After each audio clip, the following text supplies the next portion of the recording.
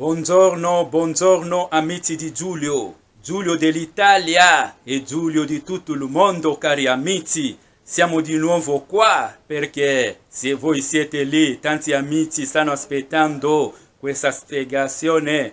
Ok, per questo vogliamo parlare, cari amici.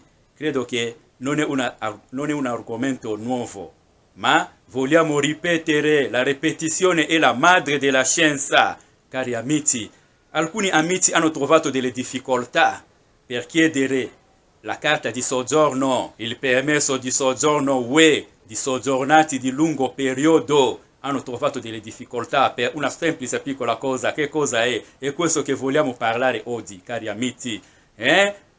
Coloro che non hanno ancora fatto l'iscrizione dal nostro canale, è il tempo di fare l'iscrizione. E poi di mi piace, può mettere anche non mi piace, aspettiamo tutto, cari amici. Allora, oggi vogliamo parlare di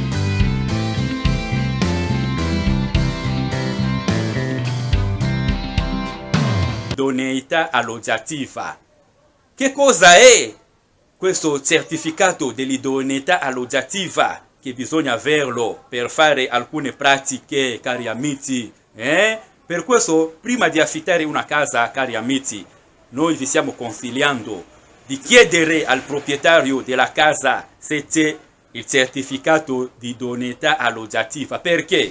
Perché tanti amici hanno trovato delle difficoltà. Per questo noi siamo venuti qua per chiarire, dare la spiegazione, mostrare come si deve avere questo certificato di idoneità alloggiativa. Che cosa è? Allora, il certificato di idoneità alloggiativa è un certificato per giustificare, per provare che la casa in cui stai affittando o sei già dentro rispetta i parametri minimi previsti dalla legge regionale in materia di edilizie, cari amici, edilizie residenziale. Per questo bisogna avere questo certificato di idoneità alloggiativa. Primo, ho già parlato, è un certificato che giustifica i requisiti minimi secondo la legge regionale in materia di edilizia residenziale. Secondo, questo certificato giustifica che una casa è conforme ai requisiti igienico-sanitari per avere questo certificato di idoneità alloggiativa. Chi? Cari amici, amici di Giulio, d'Italia e di tutto il mondo, chi può chiedere il certificato di idoneità alloggiativa? Abbiamo detto che il proprietario della casa, non il datore di lavoro, stiamo parlando bene, il proprietario della casa può chiedere. Anche colui, il titolare del contratto di affitto o di comodato d'uso, può chiedere il certificato di idoneità alloggiativa. Alcuni amici stanno sentendo soltanto la prima volta, ma che cosa è questo certificato di idoneità alloggiativa che Giulio sta parlando? Allora, questo certificato serve soprattutto per coloro che vogliono chiedere il permesso di soggiorno UE, che abbiamo parlato già nell'altro video. Coloro che vogliono chiedere il permesso di soggiorno UE possono chiedere questo certificato di idoneità alloggiativa.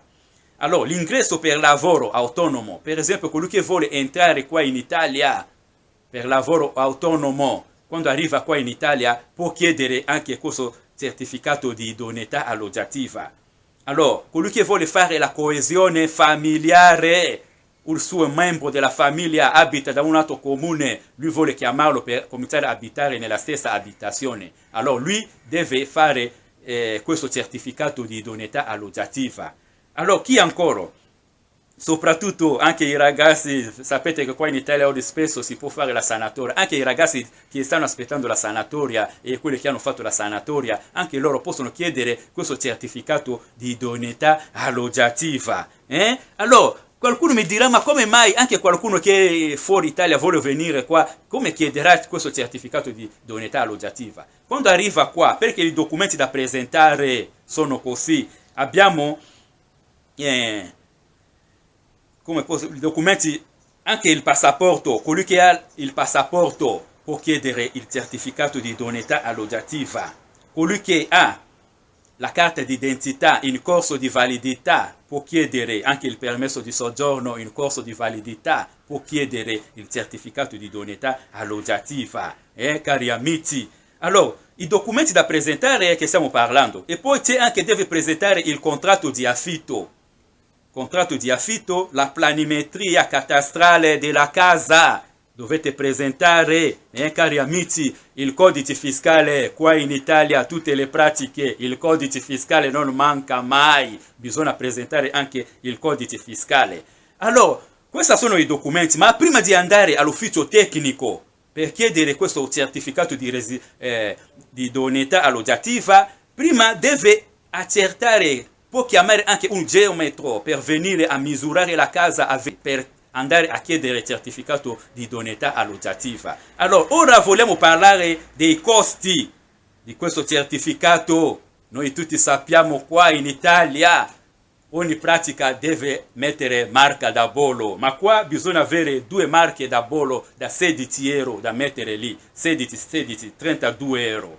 Ma alcuni comuni d'Italia chiedono anche un contributo per la segreteria. Questo prezzo io non posso dire, dipende da ogni comune d'Italia. E poi deve mettere anche i certificati di conformità degli impianti idraulici e elettrici. Vedi, tutti questi documenti devo mettere lì per chiedere questo certificato di idoneità alloggiativa. Allora, andiamo ora per la casa, le misure che una casa che deve rispettare per dire che questa casa rispetta i parametri minimi della legge regionale in materia di edilizia residenziale, cari amici. Allora, per una sola persona della casa, 28 metri quadrati per tutta la casa, se ci sono 2 persone. Per 3 persone 42 metri quadri, per 4 persone 56 metri quadri. Allora, qualcuno può chiedermi, ma se io affitto un monolocale, che cosa devo fare? Allora, ci sono anche previsti dalla legge. La legge ha già previsto che no, colui che affitta per esempio un monolocale, i requisiti minimi per la legge deve avere almeno per una sola persona 28 metri quadrati, compresi i bagni e cucina. Questa è per monolocale. Persone, allora, la casa deve avere almeno 38 metri quadri, se è un monolocale. Allora, ci sono anche le altre misure che la casa deve rispettare. Qua noi stiamo insistendo. Ci sono alcune misure. Allora, per la camera matrimoniale deve avere almeno 14 metri quadrati, camera singola almeno 9 metri quadrati, sala da pranzo 14 metri quadrati. Ci sono anche le misure per l'altezza. Allora, l'altezza che stiamo parlando, l'altezza, almeno la casa deve avere 2,70 metri di altezza. Per i comuni, per esempio, di montagna, lì la legge ha previsto almeno 2,40 metri. Allora, i corridoi, anche i corridoi, vedi come la legge ha previsto, anche i corridoi devono avere almeno 2,40 metri. Significa che colui che affitta una mansarda, significa per lui sarà difficile che la pratica passa all'ufficio tecnico del comune quando arriverà per vedere la casa, a visionare la casa, quando vedranno che è una mansarda, che l'altezza, per esempio, 1,50 metri, significa non può passare.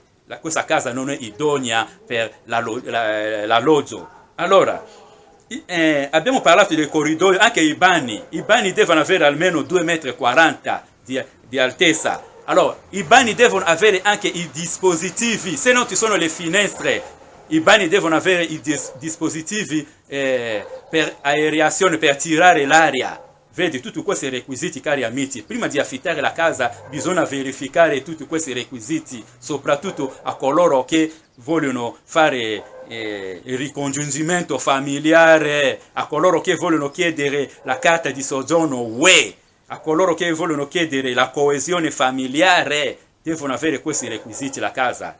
Cari amici, abbiamo parlato perché tanti amici ci hanno chiesto, Giulio, la mia pratica per il permesso di soggiorno UE è stata bocciata a causa della mancanza del certificato di idoneità alloggiativa. Per questo noi siamo venuti qua, cari amici, per dirvi che sono le cose che dovete preparare prima. Questo certificato di idoneità alloggiativa non ha una scadenza per dire che c'è la scadenza. No, non c'è una scadenza. Allora, se il proprietario della casa aveva già fatto questo certificato di idoneità alloggiativa, allora può darvi la copia a presentare in questura quando si chiede il permesso di soggiorno UE. Si può presentare per tutte le pratiche, per l'ingresso, per il lavoro autonomo, anche lavoro dipendente per coloro che fanno il contratto di lavoro in prefettura, anche per il ricongiungimento familiare. Abbiamo già parlato nel nostro video, una volta abbiamo parlato del ricongiungimento familiare, colui che vuole fare venire la sua moglie o colui che vuole fare venire i suoi familiari, il suo marito, così via. La casa deve avere questo certificato di idoneità alloggiativa, deve rispettare i requisiti minimi previsti dalla legge regionale in materia di edilizie, cari amici. Questo che abbiamo portato per chiarire, abbiamo chiarito. Allora, lo so che è un po' difficile, tutti non possono capire subito, ma colui che non ha capito può fare le domande, può scrivere, risponderemo, cari amici, Vi chiediamo a voi tutti di fare l'iscrizione, di mettere anche il campanello, di non dimenticare il campanello per essere informati degli altri video che faremo prossimamente, cari amici, amici di Giulio, dell'Italia e di tutto il mondo. Arrivederci.